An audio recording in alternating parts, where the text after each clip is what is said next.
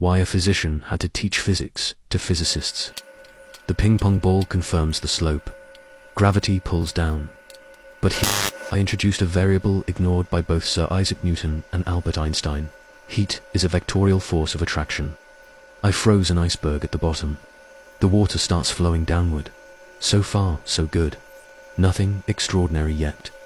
Nevertheless, as the pan increases its temperature, the melted water suddenly starts to ignore gravity and climbs the stainless steel ramp toward the fire. If this makes you angry because your PhD is on a fictional curved space-time, maybe you should leave real science behind and go back to watching Star Trek. Do not mistakenly try to use the Marangoni effect as an excuse. Marangoni flows from hot to cold, that would be downward here. The water is going up against Marangoni effect. Heat is attracting it. A massless force overpowering Earth's gravity. Space isn't curved. The thermal field is attractive. Thermodynamics says heat disperses. Reality begs to differ. Here it organizes. Boiling at the top, ice at the bottom. The opposite of entropy. The second law is falsified. Look at the droplets orbiting the hotspot. This isn't chaos. It's a stable orbit. Planets don't follow curved space. They are caught between thermal attraction, pulling in, and magnetic alignment, pushing back. That's why orbits are elliptical. Einstein led physics to a dead end. When his math fails, they invent dark matter, invisible fairy dust, to save the theory.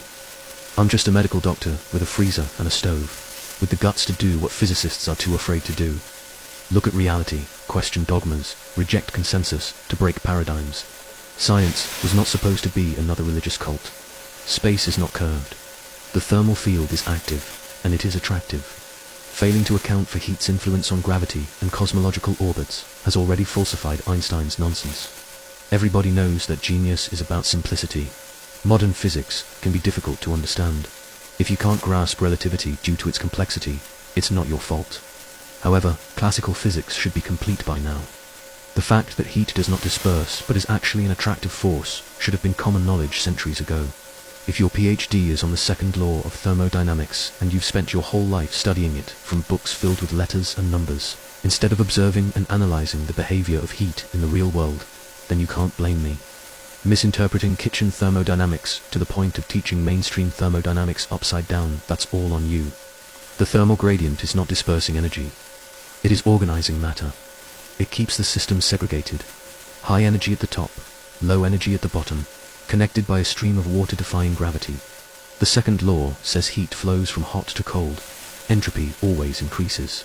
Here you see the opposite. Heat overpowering both gravity and Marangoni. Next, the Leidenfrost effect. Dismissed as culinary curiosity, but it displays exactly how planets orbit stars.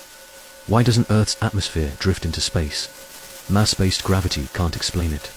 Mars has roughly 40% of Earth's gravity, but virtually no atmosphere, and its core is cold. Earth retains its atmosphere with a hot core. Venus has roughly 90% of Earth's gravity, but nearly 100 times its atmosphere, and its core is hot. Core temperature correlates perfectly with atmospheric retention. This is empirical proof gravity has a thermal component.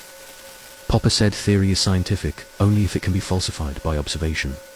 The logic, a million white swans don't prove all swans are white. One black swan destroys it.